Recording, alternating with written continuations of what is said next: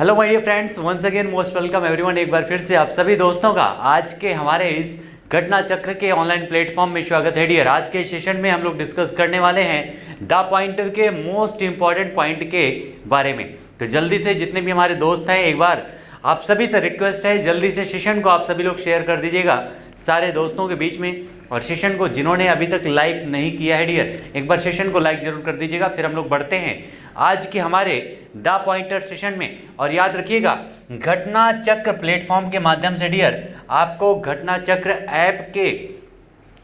App जो है वो भी लॉन्च हो चुका है। तो जिन लोगों ने अभी तक घटना चक्र ऐप डाउनलोड नहीं किया है तो डाउनलोड कर लीजिएगा, क्योंकि आपको सारी जानकारियां उस घटना चक्र ऐप के माध्यम से, सारी क्लासेस, सारी नोटिफिकेशन, करंट अफेयर से संबंधित जो भी पॉइंट होते रहते हैं, जो भी आपके डिटेल्स होती हैं, वो सारी चीज़ें आपको घटना चक्र के उस ऐप में मिल जाएगी। तो जिन्होंने अभी तक डाउनलोड नहीं किया है जल्दी से डाउनलोड कीजिएगा, प्ले स्टोर में जाइएगा और घटना चक्र ऐप सर्च कीजिएगा और आपको वहाँ पर मिलेगा और उसको जल्दी से डाउनलोड कीजिएगा।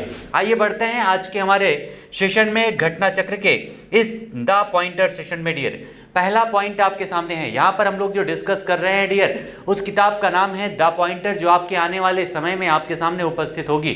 ठीक है, द पॉइंटर की जो किताब आज जो आपका जो सेशन चल रहा है वो आने वाले समय में महीने के एंड में आपके पास पहुंच जाएगी वो किताब। उस किताब से संबंधित जो भी इंपॉर्टेंट पॉइंट हैं वो सारी चीज़ों को हम लोग यहाँ पर इस सेशन में डिस्कस करते हैं। आइए बढ़ते हैं। हाल ही में भारत के किस क्रिकेटर को फरवरी 2022 के लिए प्लेयर ऑफ द मंथ घोषित किया गया है? हाल ही में किस क्रिकेटर को, कौन सा भारतीय खिलाड़ी है जिसे फरवरी 2022 के लिए जो है प्लेयर ऑफ द मंथ घोषित किया गया है? हमेशा प्लेयर ऑफ द मंथ की जो घोषणा होती है डियर, उस महीने के समाप्त होने के बाद होती है। यानी फरवरी महीने के समाप्त होने के बाद घोषणा की गई है प्लेयर ऑफ द मंथ 2022 की। और ये किसको मिला है? एक भारतीय खिलाड़ी को मिला है, इसलिए ये मोस्ट इंपॉर्टेंट है। और आंसर क्या हो जाएगा हमारा? श्रेयस अय्यर करेक्ट आंसर हो जाएगा इस क्वेश्चन का। यानी भारत के किस खिलाड़ी को मिला है? तो श्रेयस अय्यर को मिला है फरवरी महीने का प्लेयर ऑफ द मंथ। लेकिन अगर यहाँ पर हम बात करें dear, player of the month का जो अवार्ड है इसकी शुरुआत कब हुई थी? तो याद रखिएगा, जनवरी 2021 से इस अवार्ड की शुरुआत की गई है। यानी जनवरी 2021 से ही प्लेयर ऑफ द मंथ की घोषित करने की शुरुआत की गई थी, जिनमें से 3 भारतीयों ने 2021 में इस अवार्ड को जो है कब्जा किया था। जिनमें सबसे जो पहला अवार्ड है प्लेयर ऑफ द मंथ का, वो किसने कब्जा किया था? तो उनका नाम है ऋषभ पंत। क्या नाम है डियर? ऋषभ पंत जो है पहले व्यक्ति बने थे, पहले भारतीय बने थे इस अवार्ड को पाने वाले, और साथ में पहले भारतीय भी थे और पहले पूरे दुनिया में जितनी भी टीमें हैं हर टीम से ये पहले व्यक्ति थे जिन्हें प्लेयर ऑफ द मंथ जनवरी महीने का 2021 में दिया गया था। और भारत के 3 खिलाड़ी इसके पहले पा चुके थे, जिनमें इस नाम किसका किसका है? तो ऋषभ पंत का है, रविचंद्रन अश्विनी का है, रविचंद्रन अश्विनी का नाम आता है, और भुवनेश्वर कुमार का नाम है डियर। किसका? भुवनेश्वर कुमार का है। ये सारे पॉइंट याद रखिएगा, 3 लोगों को मिला है, ऋषभ पंत, रविचंद्रन अश्विनी एक स्पिनर हैं और भुवनेश्वर कुमार एक फास्टर बॉलर हैं। तीनों लोगों को प्लेयर ऑफ द मंथ के अवार्ड से सम्मानित किया जा चुका है। ठीक है, और इस बार जो है फरवरी महीने का मिला है श्रेयस अय्यर को। नेक्स्ट हमारा पॉइंट है, हाल ही में एयर इंडिया का नया चेयरमैन किसे बनाया गया है? एयर इंडिया की बात की जा रही है, यहाँ पर महाराजा की बात की जा रही है। एयर इंडिया को किस नाम से जानते हैं डियर? महाराजा के नाम से जानते हैं। और इस एयर इंडिया का नया चेयरमैन किसे नियुक्त किया गया है? तो उनका नाम है एन चंद्रशेखरन।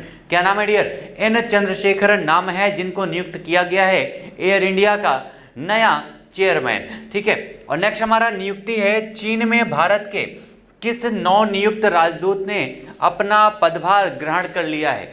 कहाँ पर, यहाँ पर कौन से देश में ये राजदूत नियुक्त किया गया डियर? तो चाइना में नियुक्त किया गया है भारतीय राजदूत। उसका नाम क्या है?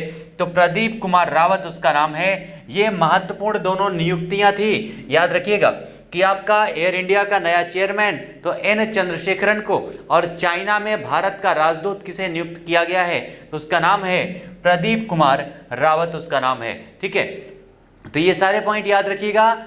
Month of the player of the month का जो घोषणा की गई है फरवरी महीने में, वो श्रेयस अय्यर को किया गया है। एयर इंडिया का नया चेयरमैन एन चंद्रशेखरन को, और चीन में भारत के नव नियुक्त राजदूत बने हैं कौन? प्रदीप कुमार रावत। अगला हमारा पॉइंट है डियर, हाल ही में किस राज्य की सरकार ने मुख्यमंत्री चाश्रमी कल्याण प्रकल्प योजना की घोषणा की है? कौन से राज्य के द्वारा जो है मुख्यमंत्री चाश्रमी कल्याण प्रकल्प योजना की घोषणा की गई है? किस गवर्नमेंट के द्वारा? तो डियर इसकी घोषणा की गई है त्रिपुरा सरकार के द्वारा। किसके द्वारा? त्रिपुरा सरकार के द्वारा इसकी घोषणा की गई है। और त्रिपुरा आपको पता है वही देश है त्रिपुरा जहां पर जो तीन तरफ से बांग्लादेश से घिरा हुआ है। बांग्लादेश से तीन तरफ से घिरा हुआ जो देश है उसका नाम क्या है? तो जो राज्य है उसका नाम है त्रिपुरा। ठीक है, कभी भी अगर आप इंडियन मैप देखेंगे डियर, तो इंडियन मैप में आपको यहाँ पर मिलेगा जो त्रिपुरा है वो यहाँ पर आप देखेंगे जो आपके पूर्वोत्तर राज्य हैं यहाँ पर ये बांग्लादेश से घिरा हुआ है तीन तरफ से, ये वाला जो राज्य है इसी को कहते हैं त्रिपुरा। ठीक है, तो आंसर हमारा हो जाएगा इस क्वेश्चन का, त्रिपुरा में शुरुआत की गई है चाश्रमी कल्याण प्रकल्प योजना। अगला हमारा है, हाल ही में कल्पना चावला की जयंती पर निम्न में से कब मनाई गई है? कल्पना चावला की जयंती कब मनाई गई है, ये आपसे क्वेश्चन पूछा जा रहा है डियर। तो कल्पना चावला है कौन डियर? तो ये एक भारतीय मूल की अंतरिक्ष यात्री थी, याद रखिएगा, भारतीय मूल की अंतरिक्ष यात्री थी।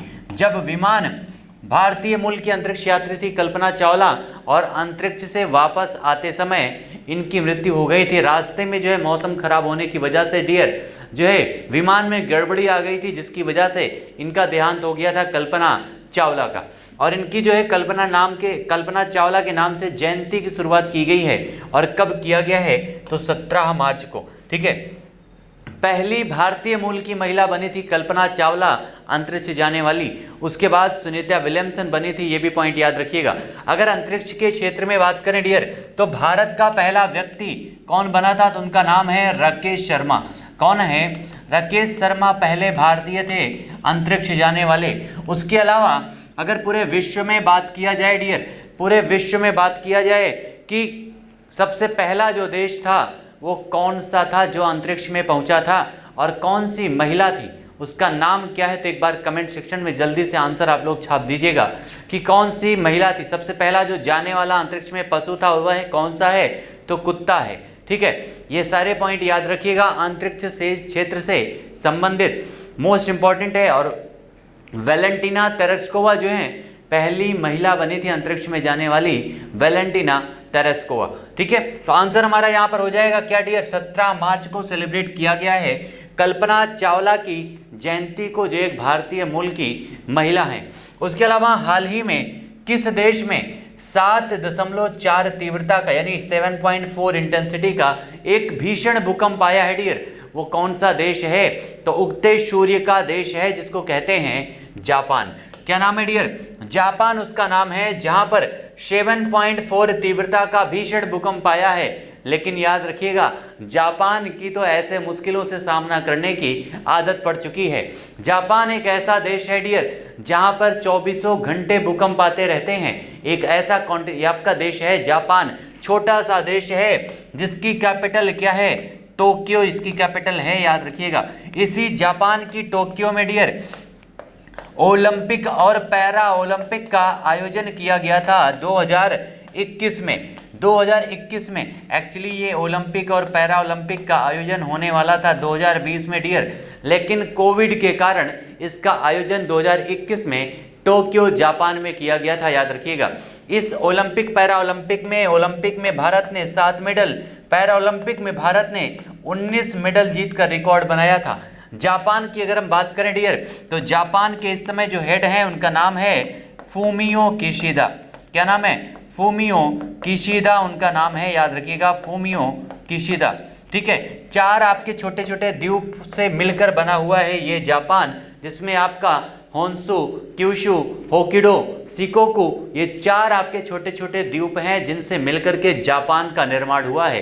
ठीक है, भारत और जापान के बीच में आपके कल हमने डिस्कस भी किया था डियर कि भारत और जापान के बीच में धर्म गार्जियन युद्धाभ्यास होता है। कौन सा? धर्म गार्जियन युद्धाभ्यास होता है। उसके अलावा भारत और जापान के बीच में जाइमेक्स युद्धाभ्यास होता है। कौन सा? जाइमेक्स युद्धाभ्यास होता है।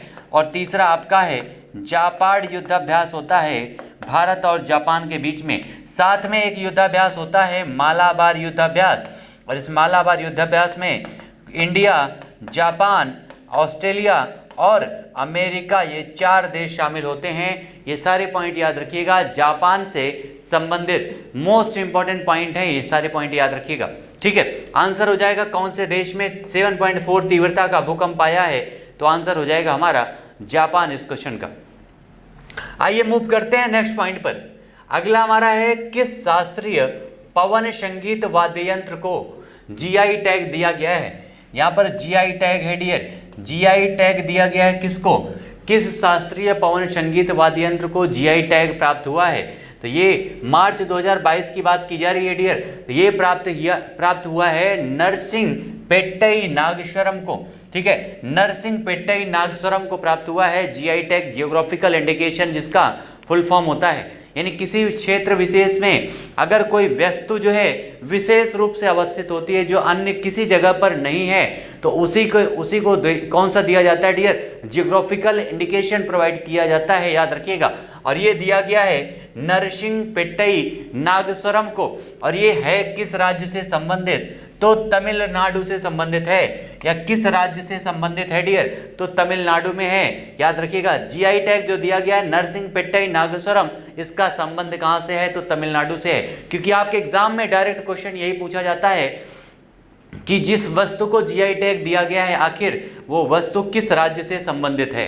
ठीक है, उसके अलावा अगर हम तमिलनाडु के लोकप्रिय जीआई टैग की अगर हम बात करें डियर, तो तमिलनाडु में डिंडुगुल ताला मिलता है जिसको जीआई टैग दिया गया है। उसके अलावा काडंगी साड़ी मिलती है तमिलनाडु में, और उसके अलावा श्री विल्ली पुथुर पलकोवा मिलता है, और कोबिलपट्टी कडलई मिठाई मिलती है तमिलनाडु में। इन सारे प्रोडक्ट को पहले से जीआई टैग दिया जा चुका है तमिलनाडु में। और जो जल्लीकट्टू उत्सव होता है डियर, वो भी कहाँ पर मनाया जाता है? तो इसी तमिलनाडु में सेलिब्रेट किया जाता है। कौन सा? जल्लीकट्टू उत्सव। ठीक है, जल्लीकट्टू उत्सव मनाया जाता है इसी तमिलनाडु में। तमिलनाडु की बात करें डियर, कैपिटल क्या है? चेन्नई, यहाँ पर इसकी कैपिटल है, याद रखिएगा। तमिलनाडु में ही एक आपका डूडोंग संरक्षण केंद्र बनाया गया था। कौन सा डियर? डूडोंग संरक्षण केंद्र कहाँ पर बनाया गया था? तो तमिलनाडु में डूडोंग संरक्षण केंद्र बनाया गया था, डूडोंग संरक्षण केंद्र। उसके अलावा तमिलनाडु जो है, यहाँ के इस समय मुख्यमंत्री कौन है डियर? तो उनका नाम है M.K. स्टैलिन। M.K. स्टैलिन नाम है इस समय जो तमिलनाडु के मुख्यमंत्री हैं। सारे पॉइंट याद रखिएगा तमिलनाडु से संबंधित। और दक्षिण भारत में कृषि क्षेत्रफल के लिए, कृषि क्षेत्र के हिसाब से तमिलनाडु का तटीय भाग काफ़ी इंपॉर्टेंट है। ठीक है, तो ये सारे पॉइंट हैं तमिलनाडु से संबंधित, और इनसे जो भी संबंधित जीआई टैग हैं जो इंपॉर्टेंट हैं वो सारे पॉइंट याद रखिएगा तमिलनाडु में। आइए बढ़ते हैं नेक्स्ट पॉइंट पर। अगला हमारा पॉइंट है डियर, किस संगठन ने ओडिशा को 4013 करोड़ रुपए की वित्तीय सहायता को मंजूरी दी है? यानी कौन से संगठन के द्वारा जो है किसको दिया गया है? तो ओडिशा को। ठीक है, ओडिशा को 4013 करोड़ रुपए कितना दिया गया है? तो सबसे पहला पॉइंट याद रखिएगा कि 4013 रुपए दिया गया है। कौन से राज्य को दिया गया है? तो ओडिशा को दिया गया है। और किसके द्वारा दिया गया है? तो राष्ट्रीय कृषि और ग्रामीण विकास बैंक, जिसको हम लोग बोलते हैं नाबार्ड। नाबार्ड का मतलब क्या होता है dear? National bank for agriculture, national bank for agriculture rural development. क्या हो जाएगा? National bank for agriculture and rural development जो होता है इसका फुल फॉर्म हो जाएगा नाबार्ड। एक प्रकार का कृषि बैंक है, ये कई बार पूछा गया है। नाबार्ड एक प्रकार का कृषि बैंक है डियर, कृषि बैंक, जिसकी शुरुआत जो है 1982 में इसकी स्थापना की गई थी। कब किया गया था? तो 1982 में इसकी स्थापना की गई थी। एक प्रकार का कृषि बैंक है नाबार्ड। और फुल फॉर्म भी याद रखिएगा, कई बार आपके एग्जाम में पूछा जाता है।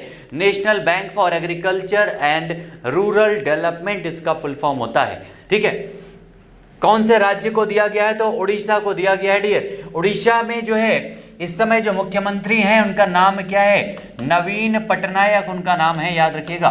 नवीन पटनायक इस समय उड़ीसा के मुख्यमंत्री हैं। उसके अलावा उड़ीसा की जो कैपिटल है डियर भुवनेश्वर है, उड़ीसा की कैपिटल याद रखिएगा भुवनेश्वर कैपिटल है। उड़ीसा में ही आपका कोणार्क का यहाँ पर मंदिर है डियर। कौन सा? कोणार्क का मंदिर कहाँ पर है? कोणार्क का मंदिर है उड़ीसा में, ठीक है। ये एक प्रकार का सूर्य मंदिर है। कौन सा डियर? ये एक प्रकार का क्या है? सूर्य मंदिर है। उसके अलावा उड़ीसा में ही आपका लिंगराज मंदिर है। लिंगराज मंदिर कहाँ पर है? उड़ीसा में। उसके अलावा उड़ीसा में ही आपका जो है कई सारे नेशनल पार्क भी हैं, याद रखिएगा। एक तटीय क्षेत्र है उड़ीसा। ये सारे मोस्ट इंपॉर्टेंट पॉइंट है, ये याद रखिएगा। हाथियों के संरक्षण के लिए भी हाल ही में वहाँ पर एक पहल शुरू की गई थी उड़ीसा के द्वारा। और कलिंगा स्टेडियम कहाँ पर है? तो इसी उड़ीसा में है कलिंगा स्टेडियम, याद रखिएगा। कलिंगा स्टेडियम कहाँ पर है? उड़ीसा में। तो आंसर हमारा हो जाएगा यहाँ पर नाबार्ड के द्वारा इसकी जो है मंजूरी प्रदान की गई है। अगला हमारा है यह मंजूरी जो है किस कोष के तहत दी गई है? इस मंजूरी को किस आधार पे दिया गया है, किस कोष के तहत दिया गया है? तो ये दिया गया है ग्रामीण बुनियादी ढांचा विकास कोष के द्वारा डियर, जिसको हम कहते हैं RIDF। RIDF क्या होता है?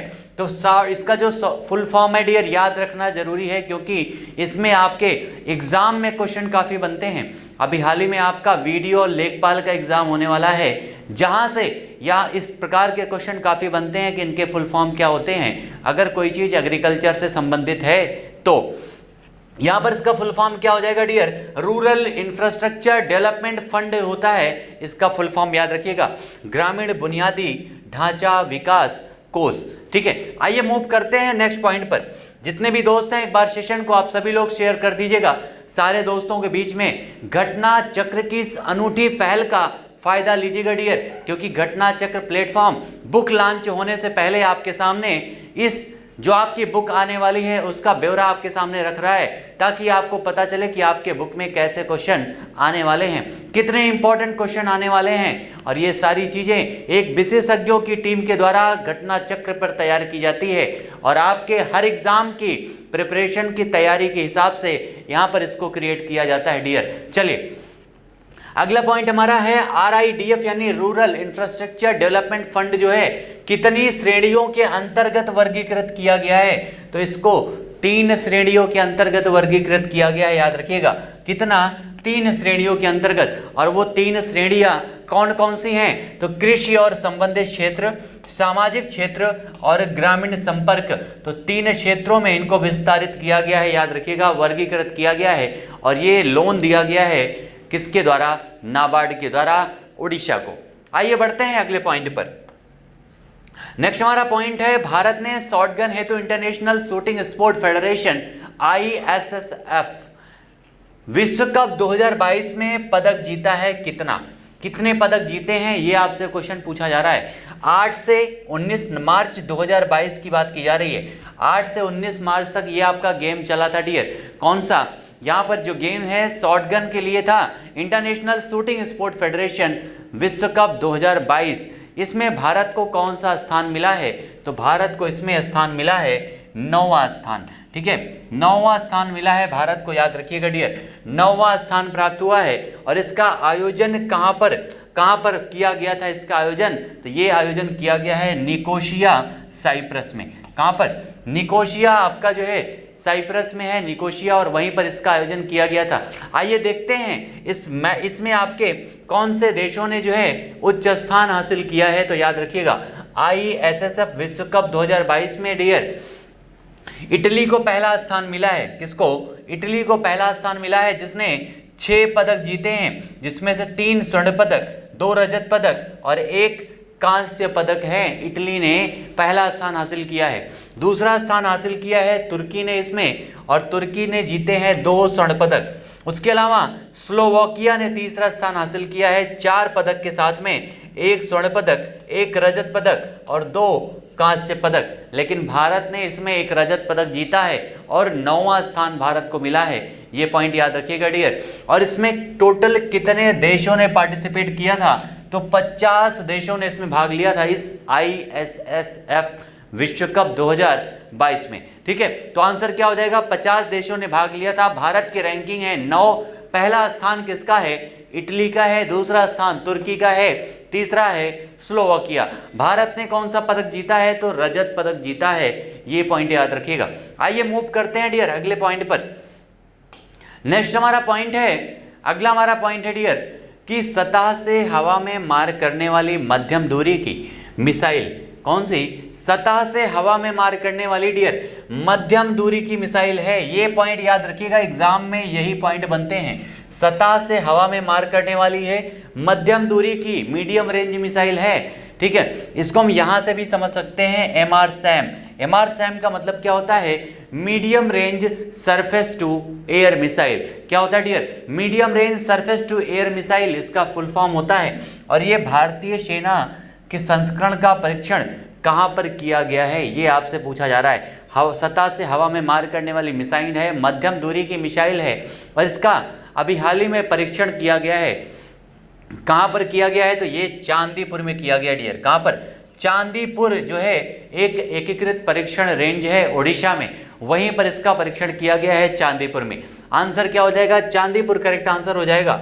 और ये किस राज्य में है, तो उड़ीसा में है। ठीक है, उसके अलावा इसका जो परीक्षण है किसके द्वारा किया गया है, किसने इसका परीक्षण किया है, क्योंकि भारत में कई सारे ऑर्गेनाइजेशन हैं, जैसे आपका इसरो हो गया, DRDO हो गया, भाभा हो गया, बार्क हो गया, ठीक है, HL हो गया, लेकिन परीक्षण इसमें किसने किया है, तो रक्षा अनुसंधान एवं विकास संगठन। रक्षा अनुसंधान एवं विकास संगठन का मतलब क्या होता है डियर, DRDO यानी डिफेंस रिसर्च डेवलपमेंट ऑर्गेनाइजेशन के द्वारा जो है इसका परीक्षण किया गया है। DRDO की अगर हम बात करें डियर, तो DRDO की स्थापना हुई थी 1958 में। हेडक्वार्टर है नई दिल्ली में, और इसके इस समय हेड हैं G सतीश रेड्डी। नाम याद रखिएगा, G सतीश रेड्डी जो है इस समय इसके हेड हैं। मोस्ट इंपॉर्टेंट पॉइंट है, याद रखिएगा। DRDO के स्थापना हुई थी 1958 में डियर। इसी DRDO की नकल पर ही नासा की स्थापना की गई थी अमेरिका में। नासा इसी 1958 में स्थापना हुई थी नासा की। ठीक है, तो ये पॉइंट याद रखिएगा। MRSAM मिसाइल का परीक्षण चांदीपुर ओडिशा में किया गया है, और किसके द्वारा, तो DRDO के द्वारा किया गया है। MRSAM जो मिसाइल है इसका विकास किसके द्वारा किया गया है डियर, तो ये DRDO और इजराइल एरोस्पेस इंडस्ट्रीज दोनों के द्वारा संयुक्त उद्यम के द्वारा इसका किया गया है विकास। किसके द्वारा डियर, तो DRDO और इजराइल एरोस्पेस इंडस्ट्रीज के द्वारा। और DRDO के चेयरमैन कौन है, तो अभी हमने डिस्कस कर दिया है, डॉक्टर G सतीश रेड्डी। और याद रखिएगा, जो भी व्यक्ति DRDO का हेड होता है डियर, जो भी व्यक्ति DRDO का हेड होता है वो रक्षा मंत्रालय का सलाहकार भी होता है, ये भी पॉइंट याद रखिएगा। ठीक है, रक्षा मंत्रालय का सलाहकार वही होता है। आइए मूव करते हैं अगले पॉइंट पर। नेक्स्ट हमारा है योनेक्स स्विस ओपन। कौन सा डियर, योनेक्स स्विस ओपन। ठीक है, यहाँ पर काफी सारे लोगों को ये वर्ड नहीं पता होगा, ये स्विस ओपन ही याद रखते हैं। ठीक है, चलिए, तो ये जो आपका योनेक्स स्विस ओपन है 2022 का आयोजन कब से कब तक किया गया है। सबसे पहला पॉइंट जो बनता है तो वो है 22 से 27 मार्च 2022 के बीच में इसका आयोजन किया गया है, योनेक्स स्विस ओपन का। किसी भी ओपन में अगर कोई भारतीय है डियर, तो वो आपके एग्जाम के लिए काफ़ी इंपॉर्टेंट हो जाता है। अगर भारतीय परिप्रेक्ष्य में वहाँ पर अगर कोई भी पॉइंट मिलता है तो वो पॉइंट आपके एग्जाम के लिए काफ़ी इंपॉर्टेंट होगा। आइए देखते हैं इसमें क्या है। तो इसका आयोजन कहाँ पर किया गया था डियर, तो बॉसल में किया गया था, स्विट्जरलैंड में। कहाँ पर, दुनिया का जो स्वर्ग कहा जाता है स्विट्जरलैंड, वहीं पर इसका जो है आयोजन किया गया था, बासल में। इसमें जो पहली कैटेगरी थी पुरुष एकल की, पुरुष एकल कैटेगरी में विजेता कौन बना था डियर, तो पुरुष एकल के विजेता थे जोनाथन क्रिस्टी, जो कौन से देश के हैं, तो देश का नाम भी पूछा जाता है इंडोनेशिया, क्योंकि पराजित होने वाला एक भारतीय है, उसका नाम है कौन, उपविजेता बने हैं HS प्रणय। ठीक है, ये भारत से हैं, याद रखिएगा। एच.एस. प्रणय जो है भारत के हैं जो उप विजेता बने हैं, यहाँ पर भारतीय हैं, इसलिए ये क्वेश्चन और भी इंपॉर्टेंट हो जाता है। ठीक है, विजेता जोनाथन क्रिस्टी इंडोनेशिया से और उप विजेता हैं एच.एस. प्रणय भारत से। महिला अगर एकल की बात करें डियर, तो महिला एकल में जो विजेता बनी है वो एक भारतीय है, जिनका नाम है पीवी सिंधु।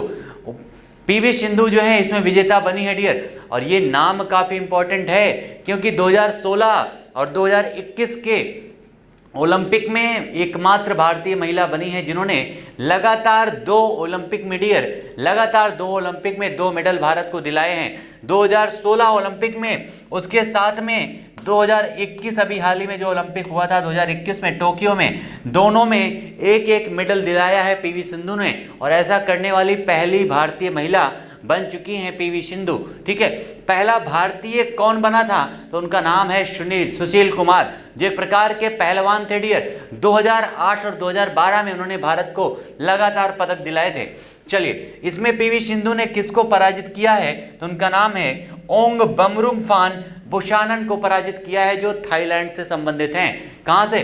थाईलैंड हाथियों का देश है, सफेद हाथियों का देश थाईलैंड। रबड़ का उत्पादन सर्वाधिक होता है थाईलैंड में। ठीक है, तो इन्हीं को पराजित किया है पीवी सिंधु ने। नेक्स्ट इसमें जो कैटेगरी होती है डियर वो है पुरुष युगल कैटेगरी। पुरुष युगल कैटेगरी में विजेता कौन बना है, तो ये बने हैं फजर अल्फियान और मोहम्मद रियान आर्डियांटो। ये कहाँ से हैं, तो इंडोनेशिया से हैं, और इन्होंने पराजित किसको किया है, तो गो जे फेई को और नूर इजुद्दीन को पराजित किया है, और ये दोनों लोग कहाँ से हैं, मलेशिया से हैं। ठीक है, यहाँ पर पुरुष एकल और महिला एकल आपके लिए ज़्यादा इंपॉर्टेंट है डियर, याद रखिएगा। और इसी में महिला युगल अगर हम बात करें तो महिला युगल में विजेता बनी है गैब्रिएला स्टोइवा और स्टेफनी स्टोइवा, दोनों बुल्गारिया से हैं। और उप विजेता कौन बना है, तो लिंडा एफलर और इसाबेल लोहाउ बनी हैं, जो कहाँ से हैं, तो जर्मनी से हैं, हिटलर के देश से हैं, जर्मनी से। ये सारे पॉइंट याद रखिएगा आपके इस स्विस ओपन 2022 से संबंधित। आइए मूव करते हैं नेक्स्ट पॉइंट पर। यहाँ पर अगर युगल की बात करें तो एक पॉइंट बचा हुआ है। युगल में डियर विजेता कौन बना है, तो मार्क लैम्स फुस बने हैं और इसाबेल लोहाउ दोनों जर्मनी से हैं, और गोशुन हुआत और लाई सेवॉन जेमी ये दोनों मलेशिया से हैं, जो उप विजेता इसमें घोषित हुई हैं। लेकिन आप लोगों को ज़्यादा ध्यान देना है, वो देना है पुरुष एकल और महिला एकल पर, जिसमें 2 भारतीय शामिल हैं, क्योंकि भारतीयों की उपस्थिति ही क्वेश्चन की इंपॉर्टेंस बताता है डियर। आइए बढ़ते हैं नेक्स्ट पॉइंट पर। अगला हमारा है उत्तर प्रदेश के विधानसभा के प्रोटेम स्पीकर के पद पर किसे नियुक्त किया गया है। आपको पता है उत्तर प्रदेश में विधानसभा चुनाव हुए थे, 403 विधानसभा सीटें हैं उत्तर प्रदेश में से, जिसमें 255 सीटों पर विजय प्राप्त की है बीजेपी ने और अपनी सरकार बनाई है, और दूसरी सबसे बड़ी पार्टी बनी थी एसपी 111 सीटों के साथ में। ठीक है, ये दोनों पॉइंट याद रखिएगा। 403 विधानसभा सीटें हैं, और इसमें विधानसभा के प्रोटेम स्पीकर के पद पर किसे नियुक्त किया गया है, तो ये नियुक्त किया गया है रमापति शास्त्री को। किसको डियर, रमापति शास्त्री को नियुक्त किया गया है प्रोटेम स्पीकर के पद पर उत्तर प्रदेश में।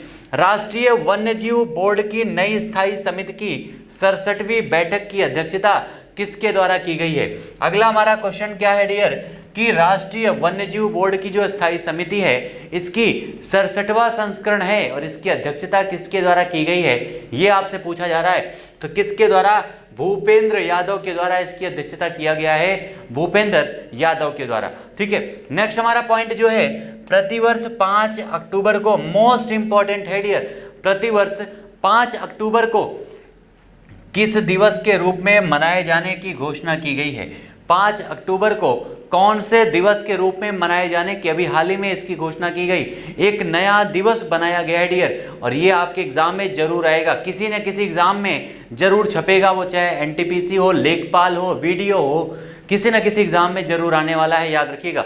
5 अक्टूबर को किस दिवस के रूप में मनाए जाने की घोषणा की गई है, तो राष्ट्रीय डॉल्फिन दिवस। किसमें डियर, राष्ट्रीय डॉल्फिन दिवस हमारा करेक्ट आंसर हो जाएगा इस क्वेश्चन का। ठीक है, चलिए राष्ट्रीय डॉल्फिन दिवस will be the correct answer of this question. आइए मूव करते हैं नेक्स्ट पॉइंट पर। अक्टूबर में आपका 2 अक्टूबर को डियर आपको पता है गांधी जयंती, उसके अलावा लाल बहादुर शास्त्री जयंती 2 अक्टूबर को ही, उसके अलावा अहिंसा दिवस आपका 2 अक्टूबर को मनाया जाता है, साथ में आपका स्वच्छता दिवस मनाने की शुरुआत भी हुई थी 2 अक्टूबर को। ये सारे मोस्ट इंपॉर्टेंट पॉइंट हैं डियर जो आपको हमेशा याद रखना इंपॉर्टेंट है, क्योंकि आपके एग्जाम में ये कहीं से भी कभी भी पूछा जा सकता है। ठीक है, तो इस तरह से राष्ट्रीय डॉल्फिन दिवस हमारे इस क्वेश्चन का करेक्ट आंसर हो जाएगा। अगला हमारा पॉइंट है मारुति सुजुकी इंडिया। किसका? मारुति सुजुकी इंडिया के एमडी यानी मैनेजिंग डायरेक्टर और चीफ एग्जीक्यूटिव ऑफिसर यानी सीईओ के रूप में किसे नियुक्ति दी गई है? एमडी और सीईओ किसे बनाया गया है मारुति सुजुकी का डियर? तो ये बनाया गया है हिसाशी टेकुची को। किसको बनाया गया है? हिसाशी टेकुची को बनाया गया है। कौन सी कंपनी का जो है एमडी और सीईओ नियुक्त किया गया है? तो मारुति सुजुकी इंडिया का, इंडिया के इनको बनाया गया है सीईओ और एमडी के रूप में। इसके फुल फॉर्म भी पूछे जाते हैं एग्जाम में, कई बार याद रखिएगा। मैनेजिंग डायरेक्टर और चीफ एग्जीक्यूटिव ऑफिसर इसका फुल फॉर्म होता है डियर। इन्हें कितने वर्षों के लिए इसमें नियुक्ति प्रदान की गई है? तो हिसाशी टेकुची को जो नियुक्ति दी गई है ये 3 वर्षों के लिए दिया गया है। कितने वर्षों के लिए? 3 वर्षों के लिए इनको नियुक्ति यहाँ पर प्रदान की गई है हिसाशी टेकुची को। ठीक है, नेक्स्ट हमारा पॉइंट है आईपीएल। आईपीएल चल रहा है इस समय। आप सभी लोग अपनी फेवरेट टीम को कमेंट सेक्शन में आंसर जरूर कीजिएगा डियर कि आपकी फेवरेट टीम कौन सी है। आईपीएल का 15वां संस्करण इस समय आयोजित किया गया है। कौन सा? 15वां संस्करण चल रहा है। इस आईपीएल की शुरुआत हुई थी 2008 में। ठीक है, 2008 में इसकी शुरुआत हुई थी डियर। और इसके क्वेश्चन क्या पूछ रहा है कि IPL team Chennai super Kings के नए कप्तान, क्योंकि अभी तक तो हमें पता था चेन्नई यानी सीएसके, कौन सी डियर? सीएसके जो कैप्टन हैं उनका नाम है महेंद्र सिंह धोनी यानी एमएसडी। और इसके नए कैप्टन किसे बनाया गया है? चेन्नई सुपर किंग्स का नया कैप्टन किसे बनाया गया डियर? तो उनका नाम है रविंद्र जडेजा। सर जडेजा को बनाया गया है चेन्नई सुपर किंग्स का नया कैप्टन। ठीक है, महेंद्र सिंह धोनी की खासियत क्या है डियर? तो 2007 का वर्ल्ड कप T20 भारत को इन्होंने जिताया था। उसके अलावा 2011 का ओडीआई वर्ल्ड कप जिताने वाले कैप्टन भी हैं। और अपनी टीम आईपीएल में सीएसके को तो कई बार इन्होंने खिताब दिलाया है। मुंबई के बाद दूसरी सबसे ज़्यादा बार आईपीएल का खिताब जीतने वाली जो टीम है उसी का नाम है Chennai super Kings. Captain cool के नाम से जाने जाते हैं महेंद्र सिंह धोनी और रांची झारखंड से इनका संबंध है। नेक्स्ट हमारा है ग्राफिक्स इंटरचेंज फॉर्मेट। आप सभी लोग चलाते होंगे क्या? व्हाट्सएप एंड फेसबुक, जितनी भी आपके ऑनलाइन मीडिया प्लेटफॉर्म होते हैं मीडिया, ठीक है, उसमें आप चाहे टेलीग्राम हो, व्हाट्सएप हो, फेसबुक हो, हर जगह आपको GIF मिलता है। आप लोग भेजते होंगे, GIF सेंड करते होंगे डियर। इसको फुल फॉर्म क्या होता है? तो फुल फॉर्म लिख लीजिएगा ग्राफिक्स इंटरचेंज फॉर्मेट, क्योंकि अभी हाल ही में चर्चा में है।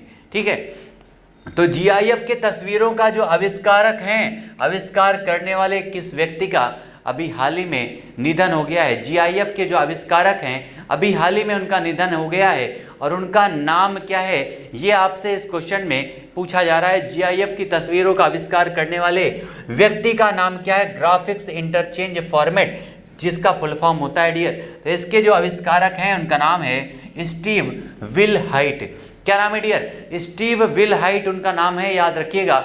इनका काफ़ी इंपॉर्टेंट है। अभी हाल ही में इनकी मृत्यु हो गई है। और निधन में सबसे इंपॉर्टेंट क्वेश्चन ये आपका यहाँ पर बनेगा, Steve will height will be the correct answer of this question.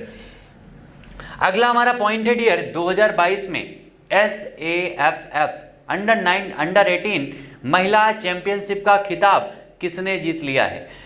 आपका जो सैफ है इसी को कभी कभी आपके एग्जाम में पूछा जाता है, सैफ अंडर 18 महिला चैंपियनशिप। कौन सा डियर? सैफ अंडर 18 महिला चैंपियनशिप का जो खिताब है किसने जीता है ये आपसे इस क्वेश्चन में पूछा जा रहा है। सैफ अंडर 18, तो याद रखिएगा 15 मार्च 2022 की बात की जा रही है। और ये जीता है भारतीय टीम ने। भारतीय महिला टीम ने जो है पराजित किया है बांग्लादेश की टीम को और इस खिताब पर कब्जा किया है सैफ अंडर 18 महिला चैंपियनशिप। आइए थोड़ा इसके बारे में अगर हम जानते हैं डियर, तो ये जो है इसका संस्करण कौन सा है, तो तीसरा संस्करण है सैफ अंडर 18 महिला चैंपियनशिप का, और इसका आयोजन किया गया था जमशेदपुर में इसका आयोजन किया गया था। सर्वोच्च गोल किसने किया था, तो लिंडा कॉम ने सबसे ज़्यादा गोल किए थे इस टूर्नामेंट में, और इसका आयोजन जो है 15 से 25 मार्च के बीच में आयोजित किया गया था। 15 से 25 मार्च के बीच में डियर इसका आयोजन किया गया था, याद रखिएगा। और आंसर हो जाएगा हमारा India will be the correct answer of this question. ठीक है, भारतीय महिला टीम इसकी विजेता बनी है। तो ये सारे पॉइंट डियर आज के हमारे सेशन के थे, जो भी इंपॉर्टेंट आपके वन लाइनर सेशन बनते थे, याद रखिएगा। ठीक है, तो ये आज के सेशन के सारे इंपॉर्टेंट पॉइंट थे वन लाइनर द पॉइंटर में, जो आपके बुक में आपको 1 महीने के बाद जब आपकी बुक आएगी, जब पब्लिश होगी, तो आपको मिल जाएगा डियर। लेकिन एक बार जितने भी हमारे दोस्त हैं, आप सभी लोग सारे लोग एक बार सेशन को शेयर कर दीजिएगा सारे दोस्तों के बीच में, ताकि बुक के आने से पहले आप तक वो सारी जानकारियां पहुंच सकें कि आखिर बुक में आपके क्या नया मिलने वाला है, आपको कौन सी नई चीज़ें इस बार मिलेंगी, करंट अफेयर में क्या क्या टॉपिक हो सकते हैं आपकी किताब में डियर। ठीक है, तो जितने भी दोस्त हैं एक बार सेशन को आप सभी लोग शेयर कर दीजिएगा सारे दोस्तों के बीच में, और सेशन को जिन्होंने अभी तक लाइक नहीं किया है तो लाइक जरूर कर दीजिएगा, क्योंकि घटना चक्र एक ऐसा प्लेटफॉर्म है डियर जहाँ से जो आपके सारे एग्जाम की जिम्मेदारियाँ खुद लेता है। हर एग्जाम से संबंधित जितनी भी प्रकार की किताबें होती हैं, वो सारी किताबें आपको घटना चक्र प्लेटफॉर्म के माध्यम से मिलती हैं। ठीक है, तो सेशन को एक बार लाइक कर दीजिएगा, शेयर कर दीजिएगा, और घटना चक्र के ऐप को डाउनलोड करना बिल्कुल भी मत भूलिएगा।